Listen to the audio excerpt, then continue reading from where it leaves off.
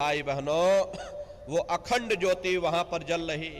अरे हम लोग यहाँ पर ज्योत जलाते हैं, ये तो हम आप उसकी नकल करते हैं। महात्माओं ने आपको चिन्ह बता दिया कि भाई उनका ऐसा स्वरूप है, तो हम लोग यहाँ पर नकल करने लगे। इस ज्योति में तेल की जरूरत पड़ती है, बाती की जरूरत पड़ती है, लेकिन वो अखंड ज्योति वहां पर ऐसी जल रही जिसमें ना तेल की जरूरत है और ना बाती की जरूरत है। अरे महात्माओं ने लिखा है, उल्टा कुआं गगन में, तिसमें जरे चिराग, तिसमें जरे चिराग, बिना रोगन बिन बाती, 6 ऋतु 12 मास, जरत रहे दिन राती, सतगुर मिले जो होए, ताहि की नजर में आवे, बिन सतगुर नहीं कोई, वाह को दर्शावे। वो अखंड ज्योति ऐसी है जिससे पूरा ब्रह्मांड प्रकाशवान हो रहा। जितनी भी अवतारी शक्तियां आई, भगवान राम आए, राम को वहीं से नीचे उतारा गया। इसीलिए उस देश को अयोध्या नगरी या कौशलपुर देश भी कहा जाता है। अरे गोस्वामी जी महाराज जब साधना करके वहां पहुंचे, तभी गोस्वामी जी महाराज ने रामचरित्र मानस में लिख दिया। देखो प्रेमी भाई बहनों, रामचरित्र मानस में गोस्वामी जी महाराज ने जो भी लिखा है वो सब अंतर का भेद लिखा। जब उन्होंने साधना किया, साधना करके जब ऊपर गए, जो कुछ उन्होंने ऊपर जाकर देखा वो रामचरित्र मानस में लिख दिया। आप लोग ऊपर गए नहीं, आपने कुछ देखा नहीं, इसीलिए आप अर्थों को समझ नहीं पाते हो और अर्थ का अनर्थ कर देते हैं। तो क्या लिखा गोस्वामी जी महाराज ने? देखिए, गोस्वामी जी महाराज रामचरित्र मानस में लिखते हैं कि मुद्यो नैन त्रसत में भयो, पुन चितवत कौशलपुर गयो। जब मैंने अपने बाहर की आंख बंद की, मेरी अंतर की आंख खुल गई और मैं क्या देख रहा हूं, मैं कौशलपुर देश में पहुंच गया। मोह विलोक राम मुस्काई, मुझे देख करके भगवान राम प्रसन्न हो गए। उन्होंने ऊपर जाने का मुझे रास्ता दे दिया। मैं ऊपर जा करके क्या देख रहा हूं, उधर माज सुनंडज राया, देख बहु ब्रह्मांड निकाया, अति विचित्रता लोक अनेका, रचना अधिक एक तेका। विचित्र विचित्र भांत के वहां पर लोक बने हुए, एक से बढ़कर एक सुंदर। सोने के वहां पर महल बने जिनकी शोभा अवर्णीय है। प्रेमी भाई बहनों, वो असली अयोध्या नगरी है, वो भगवान राम का असली देश है। जब आप लोग साधना करके वहां पहुंचोगे, अपनी दिव्य दृष्टि से उस अयोध्या नगरी को देखोगे, उस कौशलपुर देश को देखोगे, तो प्रेमी भाई बहनों, महात्माओं ने लिखा है, अचरज देखा भारी साधो, अचरज देखा भारी रे, बिना बजाए निस्दिन बाजे, घंटा शंख नगारी रे, बहरा सुन सुन मस्त होत है, तन की खबर बिसारी रे, बिन भूमि के महल बना है, तामे जो तुजारी रे, अंधा देख देख सुख पावे, बात बतावे सारी रे, जीता मर कर फिर जी जावे, बिन भोजन बलधारी रे, और ब्रह्मानंद संत जन बिरला, कोई समझे बात हमारी रे। प्रेमी भाई बहनों, वो असली अयोध्या नगरी है, वो भगवान राम का असली देश है। भगवान राम वहीं पर विराजमान है। अरे राम जी का दर्शन करने के बाद में फिर तुम्हारी यही जीवात्मा दूसरे मंडल की आवाज को पकड़ करके और दूसरे मंडल की चढ़ाई करेगी। श्याम तज श्वेत को गहना, सुरत को तान धुन सुनना, बंक के द्वार धस बैठो और त्रिकुटी जाय कर लेना। उसी के ऊपर दूसरा देश आता है, जिसे महात्माओं ने त्रिकुटी देश कहा।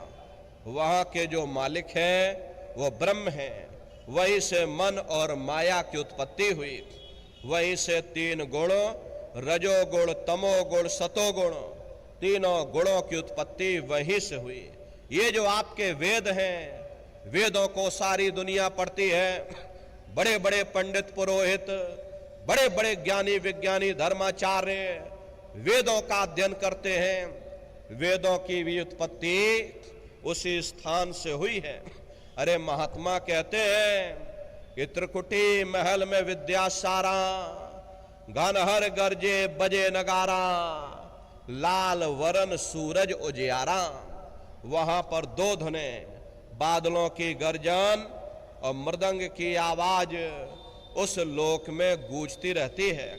जैसे पहले स्थान पर भगवान राम के देश में घंटे और शंख की आवाज गूंजती है, ऐसे दूसरे मंडल पर यानी कि ब्रह्म के देश में बादलों की गर्जन और मृदंग वहां पर बजता रहता। ओम का जाप बराबर वहां होता रहता। ब्रह्म का जो स्वरूप है लाल वरण सूरज उजियारा। ये सूरज कुछ नहीं है। ऐसे तुम लाखों लाख सूर्य इकट्ठे करोगे तो वहां का एक सूर्य बनेगा। प्रेमी भाई बहनों, ब्रह्म का जो स्वरूप है वो सुबह के लाल सूर्य के समान है। इसीलिए वहां का पूरा ब्रह्मांड लाल है। महात्मा जब साधना करके वहां पहुंचे तभी महात्माओं ने लिख दिया, लाली मेरे लाल की जित देखोत लाल, लाली देखन में गई मैं भी हो गई लाल।